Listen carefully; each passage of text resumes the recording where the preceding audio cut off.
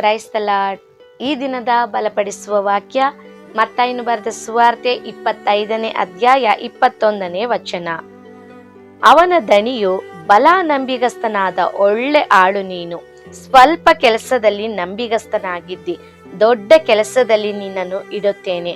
ನಿನ್ನ ದಣಿಯ ಸೌಭಾಗ್ಯದಲ್ಲಿ ಸೇರು ಅಂದನು. ಆಮೇನ್. ಪ್ರಿಯ ದೇವರ ಮಕ್ಕಳೇ, ಈ ದಿನ ನಾವು ನೋಡಿಕೊಳ್ತಿರುವ ಒಂದು ವಿಷಯ ನಂಬಿಗಸ್ತಿಕೆ. ಹಲ್ಲೆಲೂಯ. ಈ ದಿನ ಅನೇಕರಲ್ಲಿ ನಂಬಿಗಸ್ತಿಕೆನೆ ಕಾಣದೆ ಹೋಗಿದೆ ಅಲ್ವಾ? ನೀವು ಅನೇಕ ಸಾರಿ ಕೆಲವರಲ್ಲಿ ಆ ನಂಬಿಗಸ್ತಿಕೆ ಇಲ್ಲದಿರೋದನ್ನ ನೋಡಿ ನೀವು ಕೂಡ ದುಃಖಿಸಿರ್ಬೋದು, ಚಿಂತಿಸಿರ್ಬೋದು, ಬೇಸರ ಮಾಡಿಕೊಂಡಿರ್ಬೋದು. ಇಲ್ಲಿ ನಾವು ಒಂದು ವಿಷಯವನ್ನ ಧ್ಯಾನಿಸೋಣ. ನೋಡ್ರಿ, ಅದೇ ಮತ್ತಾಯ 25:14 ನೀವು 30ನೇ ವಚನದವರೆಗೆ ಓದಿದ್ರೆ ಗೊತ್ತಾಗುತ್ತೆ. ಅಲ್ಲಿ ಒಂದು ವ್ಯಕ್ತಿ ದೇಶಾಂತರಕ್ಕೆ ಹೋಗ್ತಾ ಇದ್ದಾರೆ. ಆ ದೇಶಾಂತರಕ್ಕೆ ಹೋಗುವ ಮೊದಲು ತನ್ನ ಆಳುಗಳನ್ನ ಕರೆದು ತನ್ನ ಆಸ್ತಿಯನ್ನು ಒಪ್ಪಿಸಿಕೊಡ್ತಾ ಇದ್ದಾರೆ. ಆಗ ಒಪ್ಪಿಸುವಾಗ ಅದರಲ್ಲಿ ಒಬ್ಬನಿಗೆ 5 ತಲಾಂತನ್ನ ಕೊಡ್ತಾರೆ, ಇನ್ನೊಬ್ಬನಿಗೆ 2 ತಲಾಂತನ್ನ ಕೊಡ್ತಾರೆ, ಮತ್ತೊಬ್ಬನಿಗೆ 1 ತಲಾಂತನ್ನ ಕೊಡ್ತಾರೆ. ಹಲ್ಲೆಲೂಯ. ಮತ್ತೆ ಆತನು ಹಿಂತಿರುಗಿ ಬಂದಾಗ ಅವನು ಯಾರ್ಯಾರಿಗೆಲ್ಲ ಯಾವ ತಲಾಂತನ ಕೊಟ್ಟಿದ್ರೋ ಅವರ ಬಳಿಯಲ್ಲಿ ಕೇಳಿ ವಿಚಾರಿಸಿ ತಿಳ್ಕೊಳ್ತಾ ಇದ್ದಾರೆ. ನಾನು 5 ತಲಾಂತ ಕೊಟ್ಟೆ, 2 ತಲಾಂತ ಕೊಟ್ಟೆ, 1 ತಲಾಂತ ಕೊಟ್ಟೆ, ನೀವ್ ಏನ್ ಮಾಡಿದ್ರಿಯಪ್ಪ ಅಂತ.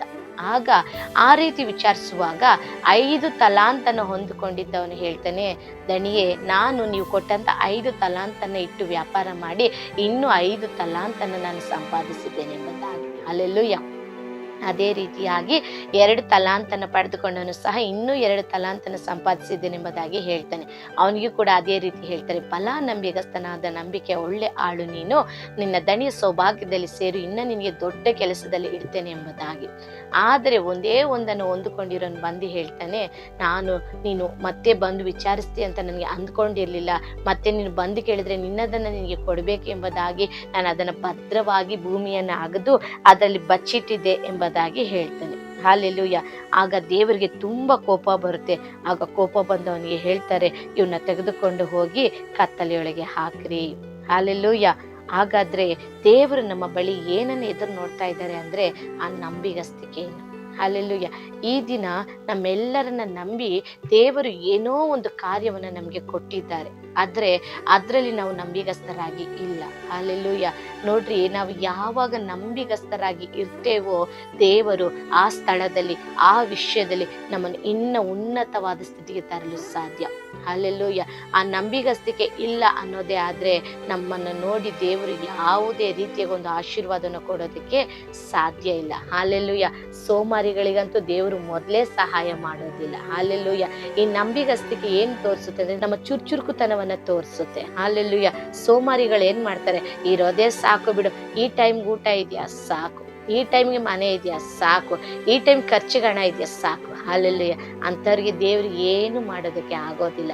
ಆದ್ರೆ ಯಾರು ಆ ಸ್ವಲ್ಪದಲ್ಲಿ ಕೂಡ ನಂಬಿಗಸ್ತರಾಗಿರ್ತಾರ, ಹೌದಪ್ಪ ನನಗೊಂದು ಮನೆ ಕೆಲಸ ಮಾಡಕ್ ಬರುತ್ತೆ, ಹೋಗಿ ನನಗೆ ಶಕ್ತಿ ಇರೋವರೆಗೂ ಹೋಗಿ ಒಂದು 4 ಮನೆ ಕೆಲಸ ಮಾಡಿ ಒಂದು 4 ಹಣ ದುಡಿದು ನನ್ನ ಕುಟುಂಬಕ್ಕೆ ನಾನು ಏನಾದ್ರೂ ಸಹಾಯ ಮಾಡೋಣ ಅಂತ ಅಂದ್ಕೊಳ್ಳೋರಿಗೆ ದೇವರು ಇನ್ನೂ ಉನ್ನತವಾದ ಕೆಲಸದಲ್ಲಿ ಇಡೋದಕ್ಕೆ ಸಾಧ್ಯ. ಹಲ್ಲೆಲೂಯ. ನನಗೆ ಒಂದು ಸ್ವಲ್ಪ ಜ್ಞಾನ ಇದೆ, ಈ ಜ್ಞಾನವನ್ನು ಉಪಯೋಗಿಸಿ ಏನಾದ್ರೂ ಒಂದು ಬಿಸ್ನೆಸ್ ಮಾಡಿ ಕುಟುಂಬವನ್ನು ನಡೆಸೋಣ ಅನ್ನೋರಿಗೆ ದೇವ್ರು ಇನ್ನೂ ಒಳ್ಳೇದಾಗಿ ಏನಾದ್ರೂ ಮಾಡೋದಕ್ಕೆ ಸಾಧ್ಯ. ಅದೇ ರೀತಿಗೆ ಸೇವೆ ವಿಷಯಕ್ಕೆ ಬರೋದಾದ್ರೆ, ದೇವರ ವಿಷಯಕ್ಕೆ ಬರೋದೇ ಆದ್ರೆ ನಮ್ಗೆ ಒಂದ್ ಸ್ವಲ್ಪ ಹಾಡು ಹೇಳಕ್ಕೆ ಏನೋ ಒಂದ್ ಸ್ವಲ್ಪ ಗೊತ್ತಿರುತ್ತೆ. ನಾವೇನು ತುಂಬಾ ರಾಗವಾಗಿ ತಾಳ್ವಾಗಿ ಆಡ್ಬೇಕು ಅಂತಿಲ್ಲ, ನನಗೊಂದ್ ಸ್ವಲ್ಪ ಹಾಡಕ್ ಬರುತ್ತೆ, ನನ್ನ ಸಭೆಯಲ್ಲಿ ಅವಕಾಶ ಸಿಕ್ಕಾಗ ಒಂದು ಹಾಡನ್ನ ಹಾಡ್ತೀನಿ. ಹಲ್ಲೆಲೂಯ. ನನಗೆ ದೇವರು ಒಂದ್ ಸ್ವಲ್ಪ ಓದೋದಕ್ಕೆ ಕಲ್ಸ್ಕೊಟ್ಟಿದ್ದಾರೆ, ಒಂದೊಂದು ಅಕ್ಷರ ಆದ್ರೂ ಕೂಡಿಸಿ ನಾನು ದಿನಾನು ಸತ್ಯವೇದವನ್ನು ಓದ್ತೇನೆ. ಹಲ್ಲೆಲೂಯ. ಆ ರೀತಿಯಾಗಿ ನಿಮಗೆ ಏನು ಇದೆಯೋ ಅದರಲ್ಲಿ ಸ್ವಲ್ಪದಲ್ಲಿ ನೀವು ನಂಬಿಗಸ್ತರಾಗಿರ್ರಿ. ಆ ರೀತಿ ನಂಬಿಗಸ್ತರಾಗಿರುವಾಗ ದೇವರು ನಿಮ್ಮನ್ನು ನಂಬಿ ಇನ್ನು ದೊಡ್ಡ ಕೆಲಸವನ್ನು ಕೊಡೋದಕ್ಕೆ ಸಾಧ್ಯ, ಇನ್ನು ದೊಡ್ಡ ಸ್ಥಾನದಲ್ಲಿ ನಿಮ್ಮನ್ನ ಇಡೋದಕ್ಕೆ ಸಾಧ್ಯ. ಆದ್ರೆ ಒಂದನ್ನ ತೆಗೆದುಕೊಂಡು ಹೋಗಿ ಅವನು ಭೂಮಿಯಲ್ಲಿ ಬಚ್ಚಿಟ್ಟ ಹಾಗೆ ನೀವು ಬಚ್ಚಿಡೋದೇ ಆದ್ರೆ ನಮಗೆ ನಿಜವಾಗಿ ಯಾವುದೇ ಆಶೀರ್ವಾದಗಳು ಎಷ್ಟೇ ವರ್ಷಗಳು ಕಳೆದ್ರೂ ಸಹ ಬರೋದೇ ಇಲ್ಲ. ಹಲ್ಲೆಲೂಯ. ಪ್ರಿಯ ದೇವರ ಮಕ್ಕಳೇ, ಈ ದಿನ ದೇವರು ನಮ್ಮ ಹತ್ರ ಬಹಳ ಎದುರು ನೋಡ್ತಾ ಇರೋದು ಆ ನಂಬಿಗಸ್ತಿಕೆ. ಹಲ್ಲೆಲೂಯ. ಯಾವುದೇ ವಿಷಯ ಆಗಿರ್ಲಿ, ಒಂದು ಚಿಕ್ಕ ಪೆನ್ ಅದು ನಿಮ್ಮ ಹತ್ರ ಬೇರೆಯವ್ರದ್ದಿದೆಯಾ ಅದನ್ನ ತಕ್ಷಣ ಹಿಂದಿರ್ಸ್ಕೊಡ್ರಿ. ಆ ಚಿಕ್ಕ ವಿಷಯದಲ್ಲಿ ನೀವು ನಂಬಿಗಸ್ತರಾಗಿರೋದಾದ್ರೆ ದೇವರು ನಿಮ್ಮನ್ನ ದೊಡ್ಡ ಕೆಲಸದಲ್ಲಿ ಅಧಿಕಾರಿಯಾಗಿ ಇಡ್ತಾರೆ. ಹಲ್ಲೆಲೂಯ. ಇನ್ನು ಸಾಮಾನ್ಯವಾಗಿ ಸುಲಭವಾಗಿ ಹೇಳೋದಾದ್ರೆ ಹಳ್ಳಿಗಳಲ್ಲೆಲ್ಲ, ಈಗ ನಮ್ಮ ಸಿಟಿಗಳಲ್ಲೆಲ್ಲ ಕೊಡೋದು ತಗೊಳ್ಳೋದೆಲ್ಲ ಇರೋದಿಲ್ಲ. ಹಳ್ಳಿಗಳ ಕಡೆ ಅವ್ರು ಏನಾದರೂ ಒಂದು ಸಿಹಿ ತಿನಿಸು ಮಾಡಿದರೆ, ಇಲ್ಲ ಏನಾದರೂ ಒಂದು ವಿಶೇಷ ಅಡುಗೆ ಮಾಡಿದರೆ ತಕ್ಷಣ ಅಕ್ಕಪಕ್ಕದವರಿಗೆ, ಸ್ನೇಹಿತರಿಗೆ ಎಲ್ಲ ಕೊಡ್ತಾರೆ. ಆ ರೀತಿ ಕೊಡುವಾಗ ಅವರ ಒಂದು ಬಟ್ಟಲೋ, ಒಂದು ಪಾತ್ರೆನೋ, ಒಂದು ಟಿಫನ್ ಬಾಕ್ಸು, ಅವರೊಂದು ಗ್ಲಾಸ್ ಯಾವುದೇ ಆಗಿರಲಿ, ಅವರು ಕೊಟ್ಟಿರ್ತಾರೆ ಅಲ್ವಾ, ಅದನ್ನು ಮತ್ತೆ ಸರಿಯಾಗಿ ಅವರಿಗೆ ಅದನ್ನು ಹಿಂತಿರುಗಿಸಿ ಕೊಡ್ರಿ. ಕೆಲವರು ಅಯ್ಯೋ ಬಿಡು ತುಂಬ ದಿವಸ ಆಯಿತು ಕೊಟ್ಟು, ಅವರು ಮರ್ತೋಗಿದ್ದಾರೆ ಇನ್ನೆಲ್ಲಿ ಕೇಳ್ತಾರೆ ಅಂತ ಹೇಳಿ ಅನೇಕರ ಪಾತ್ರೆಗಳನ್ನು, ಅನೇಕ ವಸ್ತುಗಳನ್ನು ನೀವೇ ಇಟ್ಕೊಂಡಿದ್ದೀರಿ. ಹಾಲೆಲ್ಲೂಯ್ಯ. ಅದರಿಂದಾಗಿ ನಿನ್ನ ಮನೆಗೆ ಯಾವುದೋ ಒಂದು ಆಶೀರ್ವಾದ ಬರೋದಕ್ಕೆ ತಡೆಯಾಗ್ತಾ ಇದೆ. ಹಾಲೆಲ್ಲೂಯ್ಯ. ಈ ಸತ್ಯವನ್ನು ನಾನು ಯಾವಾಗ ಕೇಳಿದೆ ಅಂದರೆ, ನನ್ನ ಚಿಕ್ಕ ವಯಸ್ಸಿನಲ್ಲಿ ಸಹೋದರ ಏಸನ್ನ ಅವರು ಹೊಸನ ಮಿನಿಸ್ಟ್ರಿಯಲ್ಲಿ ಅವರು ಒಳ್ಳೆ ಒಂದು ಸೇವೆಯನ್ನು ಮಾಡಿದಂಥ ಒಂದು ವ್ಯಕ್ತಿ. ಅವರು ಅನೇಕ ಸಾರಿ ಅವರ ಸಂದೇಶಗಳಲ್ಲಿ ಹೇಳೋದನ್ನು ನಾನು ಕೇಳಿಸ್ಕೊಂಡಿದ್ದೇನೆ. ಆ ಚಿಕ್ಕ ವಯಸ್ಸಲ್ಲಿ ನನಗೆ ಇದು ತುಂಬ ಪ್ರಯೋಜನವಾಗಿತ್ತು. ಆ ದಿನದಿಂದ ನಾನು ಕಲ್ತ್ಕೊಂಡೆ, ಬೇರೆಯವರ ಪೆನ್ಸಿಲ್ಲ, ಬೇರೆಯವರ ರಬ್ಬರ, ಬೇರೆಯವರ ಒಂದು ವಸ್ತುನ ಏನೇ ಆಗಿರಲಿ, ಖಂಡಿತ ಅದು ನಾವು ಹಿಂತಿರುಗಿಸಿ ಕೊಟ್ರೇನೆ ಅದು ನಮಗೊಂದು ಆಶೀರ್ವಾದವನ್ನು ತರುತ್ತೆ. ಇಲ್ಲ ಅವರ ವಸ್ತುಗಳು ನಮ್ಮ ಮನೆಯಲ್ಲಿ ಇರೋದಾದರೆ ಅದು ನಮಗೆ ಯಾವ ರೀತಿ ಒಂದು ಆಶೀರ್ವಾದವನ್ನು ಕೂಡ ಕೊಡೋದಿಲ್ಲ. ಅದು ಏನೇ ವಿಷಯ ಆಗಿರಲಿ, ಕೊಡೋ ವಿಷಯ ಆಗಿರಲಿ, ತಗೊಳ್ಳೋ ವಿಷಯ ಆಗಿರಲಿ, ಒಬ್ರಿಗೆ ಸಹಾಯ ಮಾಡೋ ವಿಷಯ, ಎಲ್ಲದರಲ್ಲಿ ನಂಬಿಗಸ್ತರಾಗಿರಲಿ. ಅಲ್ಲೆಲ್ಲೂಯ್ಯ. ದೇವರ ವಾಕ್ಯ ಈ ರೀತಿಯಾಗಿ ಹೇಳುತ್ತದೆ, ನಿನ್ನ ಕೈಯಲ್ಲಿ ಸಹಾಯ ಮಾಡೋದಕ್ಕೆ ಆಗೋದಾದ್ರೆ ಹೊಂದಿಕೊಳ್ಳೋನಿಗೆ ನಾಳೆ ಬಾ ಎಂಬುದಾಗಿ ಹೇಳಬೇಡ. ನಿನ್ನ ಕೈಲಿ ಏನು ಮೇಲು ಮಾಡೋಕ್ಕೆ ಸಾಧ್ಯನೋ ಅದನ್ನು ಮಾಡು, ಅದು ನಿನ್ನ ನಂಬಿಗಸ್ತಿಕೆಯನ್ನು ತೋರಿಸುತ್ತದೆ. ಅಲ್ಲೆಲ್ಲಿ ನೀನು ಒಂದು 10 ರೂಪಾಯಿ ಕೊಡೋಕ್ಕೆ ಸಾಧ್ಯ, ನಿನ್ನ ಬಳಿ 100 ರೂಪಾಯಿ ಕೇಳಿ ಬಂದವನಿಗೆ ಒಂದು 10 ರೂಪಾಯಿ ಅವನ ಕಷ್ಟಕ್ಕೆ ಸಹಾಯ ಮಾಡೋದಕ್ಕೆ ಸಾಧ್ಯ. ಖಂಡಿತವಾಗಿ ಸಹಾಯ ಮಾಡಿರಿ, ಆ ವಿಷಯದಲ್ಲಿ ನಂಬಿಗಸ್ತರಾಗಿರಿ. ಅಲ್ಲೆಲ್ಲೂಯ್ಯ. ಇನ್ನು ಅನೇಕರು ಈ ರೀತಿಯಾಗಿ ಮಾಡೋಕ್ಕೆ ಹೋಗಿ ಕೇಳಿಕೊಂಡು ಬರೋರಿಗೆಲ್ಲ ಕೊಟ್ಬಿಟ್ಟು ಈ ದಿನ ತಲೆ ಮೇಲೆ ಕೈ ಇಟ್ಕೊಂಡು ಕೂತಿದ್ದಾರೆ. ಅಲ್ಲೆಲ್ಲಿ ಆ ರೀತಿಯಾಗಿ ನಾನು ಹೇಳ್ತಾ ಇಲ್ಲ. ನೀವು ಪ್ರತಿನಿತ್ಯ ಏನು ಮಾಡಬೇಕು, ಸರಿಯಾಗಿ ಪ್ರಾರ್ಥನೆ ಮಾಡಬೇಕು, ಸರಿಯಾಗಿ ವಾಕ್ಯ ಕೇಳಬೇಕು, ದೇವರ ಚಿತ್ತದಂತೆ ನಡಿಬೇಕು, ದೇವರ ಪ್ರೀತಿಯಲ್ಲಿ ಇರಬೇಕು. ದೇವರು ನಮಗೆ ಏನು ಹೇಳ್ತಾರೋ ಅದನ್ನು ಮಾಡೋ ರೀತಿಯಲ್ಲಿ ನಾವು ಜ್ಞಾನವಂತರಾಗಿ ಇರಬೇಕು. ಅಲ್ಲೆಲ್ಲೂಯ್ಯ. ನೋಡ್ರಿ, ಕೀರ್ತನೆ 32:8 ದೇವರ ವಾಕ್ಯ ಹೇಳುತ್ತೆ, ನಾನು ನಿನಗೆ ಉಪದೇಶಿಸಿ ನೀನು ನಡೆಯಬೇಕಾದ ಮಾರ್ಗವನ್ನು ನಿನಗೆ ತಿಳಿಸ್ತೇನೆ ಎಂಬುದಾಗಿ. ಆ ಜ್ಞಾನ, ಆ ಉಪದೇಶ ನಿನಗೆ ಗೊತ್ತಾಗಬೇಕು, ಆ ತಿಳುವಳಿಕೆ ನಿನಗೆ ಬರಬೇಕು ಅಂದರೆ ಮೊದಲನೇದಾಗಿ ನೀನು ದೇವರ ಬಳಿ ಸಮಯ ಕಳೆದಿರಬೇಕು. ಪ್ರತಿನಿತ್ಯ ಪ್ರಾರ್ಥನೆ ಮಾಡೋ ವ್ಯಕ್ತಿಯಾಗಿ, ವಾಕ್ಯಗಳನ್ನು ಓದಿ ಧ್ಯಾನಿಸುವ ವ್ಯಕ್ತಿಯಾಗಿ ನೀನು ಇರಬೇಕು. ಅಲ್ಲೆಲ್ಲೂಯ್ಯ. ಆ ರೀತಿ ಇರುವಾಗ ಮಾತ್ರನೇ ಯಾವುದು ಒಳ್ಳೆಯದು, ಯಾವುದು ಕೆಟ್ಟದು, ಯಾವುದು ಸರಿ, ಯಾವುದು ತಪ್ಪು ಅನ್ನೋ ಗ್ರಹಿಕೆ ನಿನಗೆ ಬರುತ್ತೆ. ನಿನ್ನೊಳಗೆ ಪವಿತ್ರಾತ್ಮ ಮಾತನಾಡ್ತಾ ಇರ್ತಾರೆ, ಇವರಿಗೆ ಸಹಾಯ ಮಾಡು, ಇವ್ರಿಗೆ ಕೊಡು, ಅಲ್ಲಿ ಹೋಗಬೇಡ, ಇಲ್ಲಿ ಹೋಗಬೇಡ, ಇಲ್ಲಿ ನಿಂತ್ಕೋಬೇಡ, ಇದು ಮಾತಾಡಬೇಡ, ಅದು ಸರಿ ಇಲ್ಲ, ಇದು ಸರಿ. ಪ್ರತಿಯೊಂದನ್ನ ಸುಂದರವಾಗಿ ಅಚ್ಚುಕಟ್ಟಾಗಿ ಪವಿತ್ರಾತ್ಮ ನಮಗೆ ಬೋಧಿಸ್ತಾರೆ. ಅಲ್ಲೆಲ್ಲೂಯ್ಯ. ಆಗ ನಿನ್ನ ಮನೇಲಿ ಯಾರಾದ್ರೂ ಒಬ್ರು ಕಷ್ಟ ಅಂತ ಬರೋದೇ ಆದ್ರೆ, ಆಗ ನಿನ್ಗೆ ಸರಿಯಾಗಿ ನಿನ್ನ ಮನಸ್ಸಿಗೆ ಆ ಕಾರ್ಯ ಗೊತ್ತಾಗುತ್ತೆ. ಹೌದು, ಇವರು ನಿಜವಾಗಿಯೂ ಒಂದು ಕಷ್ಟದಲ್ಲಿದ್ದಾರೆ, ಇವರು ನಿಜವಾಗಿಯೂ ಯಾವುದೊಂದು ಸಮಸ್ಯೆಯಲ್ಲಿದ್ದಾರೆ ಎಂಬುದಾಗಿ ನಿನ್ನ ಮನಸ್ಸಿನಲ್ಲಿ ಒಂದು ಪ್ರೇರೇಪಣೆ ಆಗುತ್ತದೆ. ಆಗ ಅವ್ರು ಕೇಳುವಷ್ಟು 1000ನೋ 100 ರೂಪಾಯೋ ನಿನ್ನ ಹತ್ರ ಇಲ್ಲದೇ ಇರ್ಬೋದು. ಅಟ್ಲೀಸ್ಟ್ ನಿನ್ನ ಹತ್ರ ಏನಿದೆಯೋ ಒಂದು 5 ರೂಪಾಯಿ, 10 ರೂಪಾಯಿ, ಇಲ್ಲ ಒಂದು ಹೊತ್ತು ಊಟ, ಅವರಿಗೆ ಆ ವಿಷಯದಲ್ಲಿ ಯಾವುದು ಉಪಯೋಗವಾಗುತ್ತೋ ಅದನ್ನು ನೀವು ಮಾಡಿ ಕಳಿಸ್ರಿ. ಆ ನಂಬಿಕೆಯನ್ನು ದೇವರು ನೋಡಿ ನಿಮ್ಮನ್ನು ಇನ್ನೂ ಹೆಚ್ಚಾಗಿ ದೇವರು ಆಶೀರ್ವದಿಸಿ ಇನ್ನೂ ಉನ್ನತ ಸ್ಥಾನದಲ್ಲಿ ದೇವರು ಕರೆದುಕೊಂಡು ಹೋಗ್ತಾರೆ. ಅಲ್ಲೆಲ್ಲೂಯ್ಯ. ನೋಡ್ರಿ, ಒಂದು ವಿಷಯವನ್ನು ನಾನು ಹೇಳ್ತೇನೆ.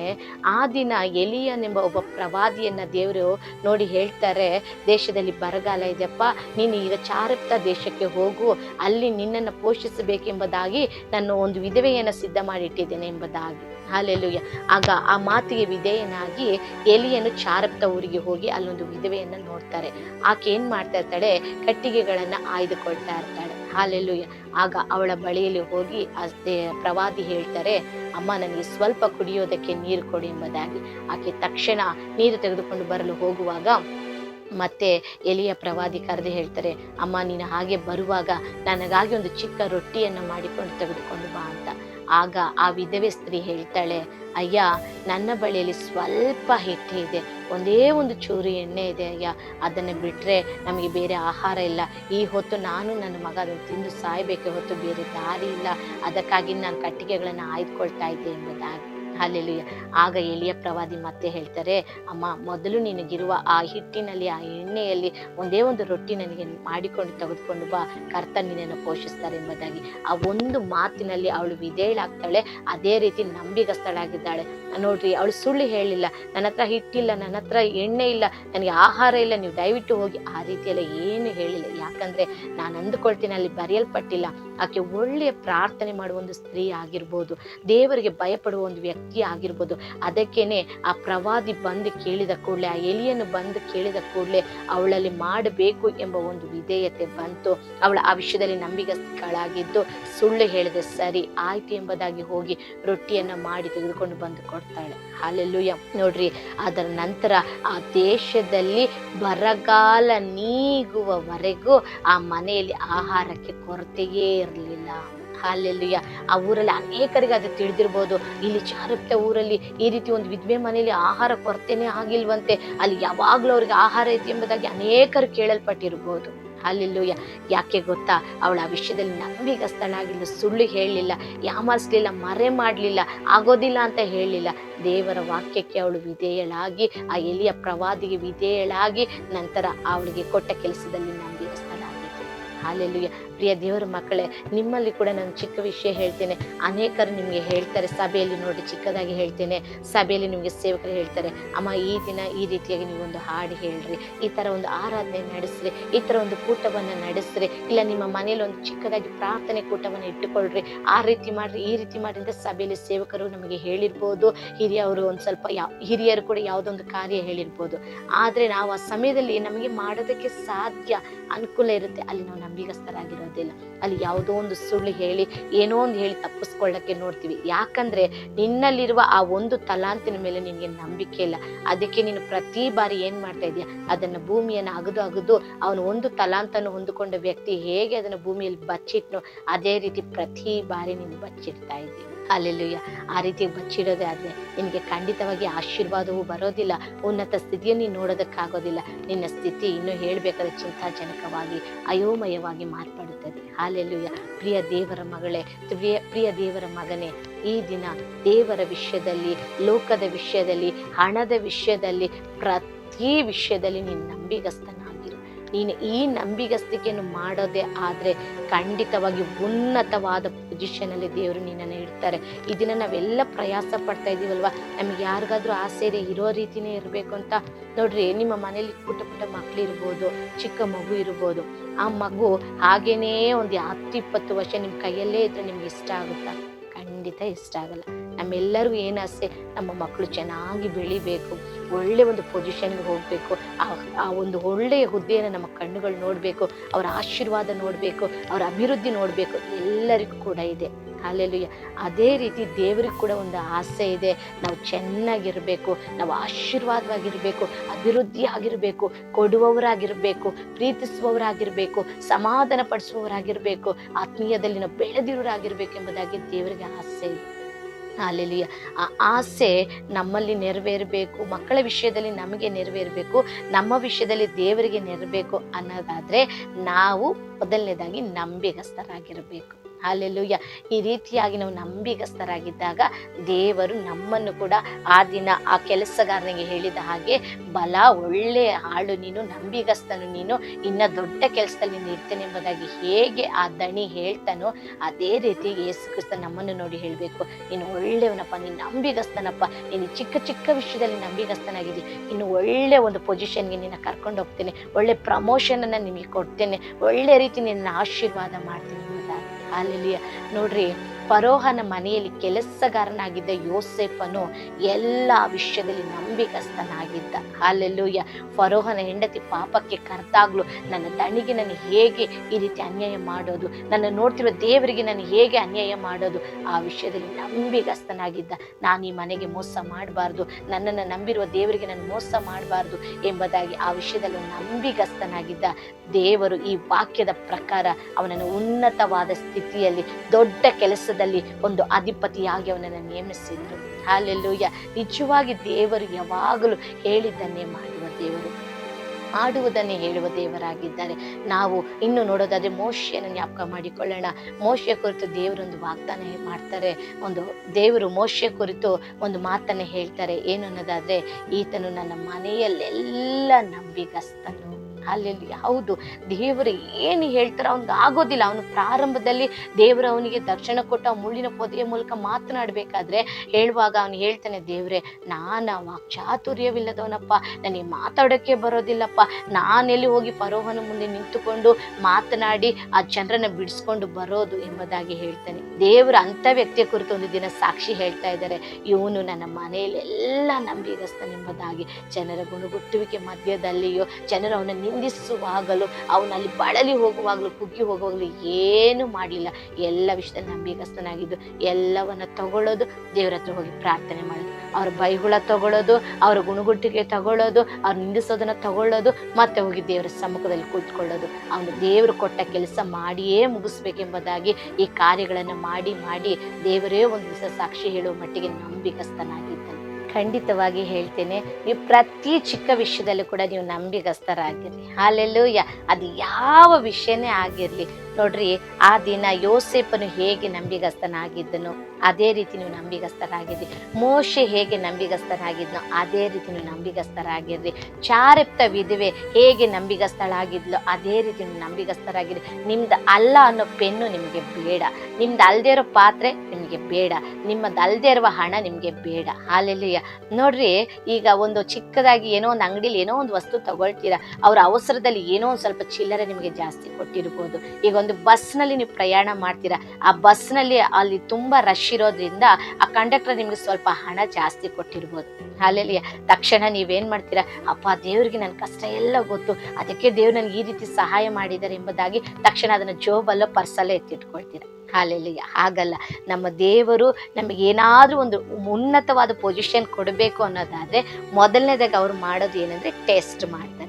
ಹಾಲೆಲ್ಲೂಯ. ಹೌದಲ್ವಾ? ಅದೇ ರೀತಿಯಾಗಿ ಯೋಸೇಫನಿಗೆ ಒಂದು ಉನ್ನತವಾದ ಪೊಸಿಷನ್ ಕೊಡಬೇಕಾಗಿತ್ತು. ಅದಕ್ಕೆ ಅವನಿಗೆ ಹಲವಾರು ಶೋಧನೆಗಳು, ಹಲವಾರು ಟೆಸ್ಟ್ಗಳನ್ನ ದೇವರು ಮಾಡಿದ್ರು. ಹಾಲೆಲ್ಲೂಯ. ಹೌದು ಪ್ರಿಯ ದೇವರ ಮಕ್ಕಳೇ, ನಮ್ಮ ಜೀವನದಲ್ಲಿ ಒಂದು ಹಂತಕ್ಕೆ ನಾವು ಯಾವಾಗ ಹೋಗ್ತಾ ಇದ್ದೀವಿ ಅಂತ ಅನ್ಸುತ್ತೆ ಅಂದ್ರೆ ನಮಗೆ ಕಷ್ಟಗಳು ಬರುವಾಗ, ಖಂಡಿತವಾಗಿ ನಾವೆಲ್ಲರೂ ಕಷ್ಟಗಳ ಮೂಲಕ, ಪರಿಸ್ಥಿತಿಗಳ ಮೂಲಕ, ಶೋಧನೆಗಳ ಮೂಲಕ ಹಾದು ಹೋಗ್ಲೇಬೇಕು. ಹಾಲೆಲ್ಲೂಯ. ನೋಡ್ರಿ, ಅದೇ ರೀತಿಗೆ ನಿಮಗೆ ಬಸ್ಸಲ್ಲಿ ಮತ್ತೆ ಅಂಗಡಿಯಲ್ಲಿ ಎಲ್ಲಾದ್ರೂ ಚಿಲ್ಲರೆ ಜಾಸ್ತಿ ಕೊಟ್ಟಿದ ತಕ್ಷಣ ದಯವಿಟ್ಟು ಹಿಂತಿರುಗಿಸಿಕೊಡ್ರಿ. ಆಗಲ್ಲ, ನೀವು ಏನೋ ಒಂದು ಪ್ರಾರ್ಥನೆ ಮಾಡ್ತಾ ಇರ್ತೀರಾ, ದೇವರೇ ನನ್ಗೆ ಕೆಲಸ ಬೇಕು, ದೇವರೇ ಈ ಮನೆ ಕಟ್ಟಬೇಕು, ದೇವರೇ ಈ ಬಲಹೀನತೆಯಿಂದ ಬಿಡುಗಡೆ ಬೇಕು, ದೇವರೇ ಈ ಕಾರ್ಯ ನಡಿಬೇಕು, ದೇವರೇ ಮದುವೆ ನಡಿಬೇಕು, ದೇವರೇ ಈ ಆಪರೇಷನ್ ನಡಿಬೇಕು, ದೇವರೇ ಈ ಅಗತ್ಯ ಪೂರೈಸ್ಬೇಕು, ಏನೇನೋ ಪ್ರತಿನಿತ್ಯ ನೀವು ದೇವ್ರ ಹತ್ರ ಕೇಳ್ತಾ ಇರ್ತೀರಾ. ಆದ್ರೆ ಇದೆಲ್ಲ ನೆರವೇರ್ಬೇಕು ಅನ್ನೋದಾದ್ರೆ ಈಗ ನೋಡಿ, ಆ ಚಿಕ್ಕ ಚಿಲ್ಲರೆ ವಿಷಯದಲ್ಲಿ ನೀವು ನಂಬಿಗಸ್ತರಾಗಿರ್ಬೇಕು. ಹಾಲೆಲ್ಲೂಯ. ಎಲ್ಲ ವಿಷಯದಲ್ಲಿ, ನಿಮ್ಮ ಮಾತಿನ ವಿಷಯದಲ್ಲೂ ಕೂಡ ನಂಬಿಗಸ್ತರಾಗಿರ್ಬೇಕು. ಅವ್ರಿಗೊಂಥರ ಮಾತಾಡೋದು, ಇವ್ರಿಗೊಂಥರ ಮಾತಾಡೋದು, ಹಾಗೆಲ್ಲ ಮಾಡ್ಲೇಬಾರ್ದು. ಪ್ರತಿ ವಿಷಯದಲ್ಲೂ, ಎಲ್ಲ ವಿಷಯದಲ್ಲೂ, ಚಿಕ್ಕ ವಿಷಯ, ದೇವ್ರ ವಾಕ್ಯ ಅದೇ ಹೇಳೋದು, ಸ್ವಲ್ಪದಲ್ಲಿ ನೀನು ನಂಬಿಗಸ್ತನಾಗಿದ್ಯಾ, ಆ ಸ್ವಲ್ಪ ನಂಬಿಗಸ್ತಿಕೆ ನಿನ್ನಲ್ಲಿ ಇರೋದ್ರಿಂದ ನಾನು ಉನ್ನತವಾದ ಸ್ಥಿತಿಯಲ್ಲಿ, ಒಳ್ಳೆ ಪೊಸಿಷನ್ ಅಲ್ಲಿ ನಿನ್ನ ಇಡ್ತೇನೆ ಎಂಬುದಾಗಿ ದೇವರ ವಾಕ್ಯ ಹೇಳ್ತಾ ಇದೆ.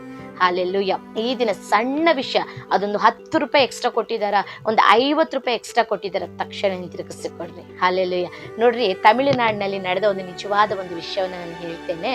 ಒಂದು ವ್ಯಕ್ತಿ ಪ್ರತಿನಿತ್ಯ ಬಸ್ನಲ್ಲಿ ಟ್ರಾವೆಲ್ ಮಾಡ್ತಾ ಇದ್ರೆ ಕೆಲ್ಸಕ್ಕೆ. ಹಾಲೆಲ್ಲೂಯ. ಅದೊಂದು ಹಳ್ಳಿಗಳಲ್ಲಿರೋರಿಗೆ ಗೊತ್ತಿರುತ್ತೆ, ಪರ್ಟಿಕ್ಯುಲರ್ ಆಗಿ 2-3 ಬಸ್ ತರನೇ ಬರೋದು, ಬೇರೆ ಹೆಚ್ಚಾದ ಬಸ್ಗಳೇನು ಇರೋದಿಲ್ಲ.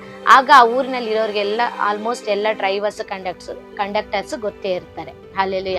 ಅದೇ ರೀತಿಯಾಗಿ ಈ ವ್ಯಕ್ತಿ ಪ್ರತಿದಿನ ಕೆಲಸಕ್ಕೆ ಹೋಗ್ತಾ ಇದ್ರು. ಹೋಗ್ಬೇಕಾದ್ರೆ ಆ ಕಂಡಕ್ಟರ್ಗೆ ತುಂಬಾ ಪರಿಚಯವಾಗಿದ್ರು. ಈ ವ್ಯಕ್ತಿ ಕೂಡ ಕಂಡಕ್ಟರ್ಗೆ ಪರಿಚಯ ಆಗಿದ್ರು. ಇಬ್ಬರಿಗೂ ಕೂಡ ಒಬ್ರಿಗೊಬ್ರು ಒಳ್ಳೆ ಪರಿಚಯ ಇತ್ತು. ಆದ್ರೆ ಆ ಕಂಡಕ್ಟರ್ಗೆ ಗೊತ್ತು ಈತ ಒಬ್ಬ ಕ್ರೈಸ್ತನೆಂಬುದಾಗಿ. ಹಾಲೆಲ್ಲೂಯ.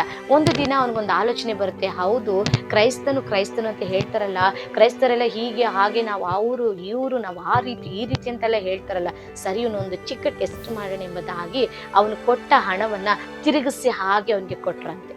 ಹಾಲೆಲ್ಲೂಯ. ಸರಿ ಎಂಬುದಾಗಿ ಈತ ಕೂಡ ತೆಗೆದಿಟ್ಕೊಂಡು ಜೋಬಲ್ಲಿ ಹಾಕೊಂಡ. ಈ ಕಂಡಕ್ಟರ್ ಹಾಗೆ ಮುಂದೆ ಟಿಕೆಟ್ಗಳನ್ನ ಕೊಟ್ಕೊಂಡು ಮುಂದೆ ಹಾಗೆ ಹೋಗಿ. ಹಾಲೆಲ್ಲೂಯ. ಆಗ ದೇವರ ಆತ್ಮ ಒಳಗಡೆ ಪ್ರೇರೇಪಿಸ್ತಾರೆ. ಆಗ ತಕ್ಷಣ ನೀವು ಕೊಡಬೇಕು, ಇದು ಸರಿ ಇಲ್ಲ ಎಂಬುದಾಗಿ ದೇವರ ಆತ್ಮ ಪ್ರೇರೇಪಿಸ್ತಾ ಇದ್ದಾರೆ.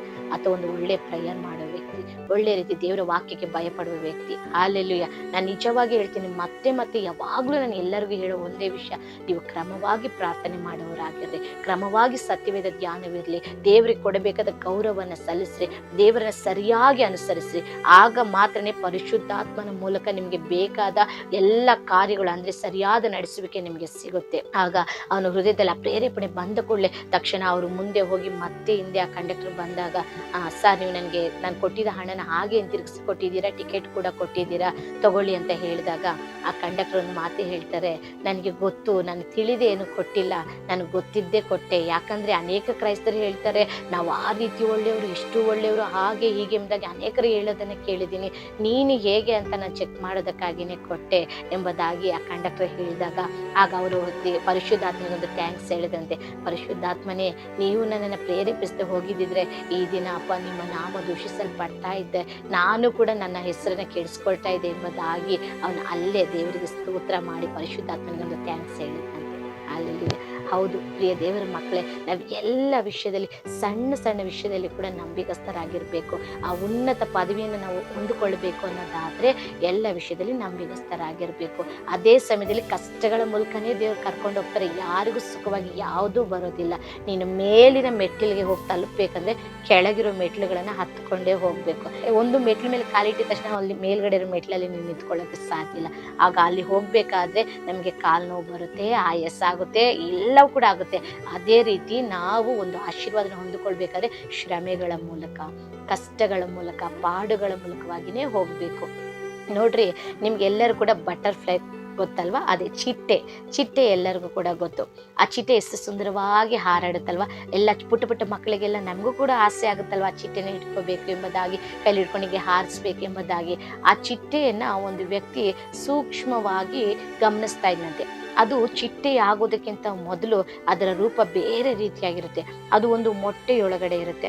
ಆ ಮೊಟ್ಟೆಯೊಳಗಡೆಯಿಂದ ಅಂದರೆ ಒಂದು ಮೊಟ್ಟೆ ಎಲ್ಲ ಒಂದು ಗೂಡು ಥರ ಇರುತ್ತೆ, ಟ್ರಾನ್ಸ್ಪರೆಂಟ್ ಆಗಿರುತ್ತೆ. ಆ ಟ್ರಾನ್ಸ್ಪರೆಂಟ್ ಆಗಿರುವ ಒಂದು ಗೂಡಿನೊಳಗಿಂದ ಆ ಹುಳ ಹೊರಗಡೆ ಬಂದ ನಂತರನೇ ಅದು ಚಿಟ್ಟೆ ಆಗೋದು.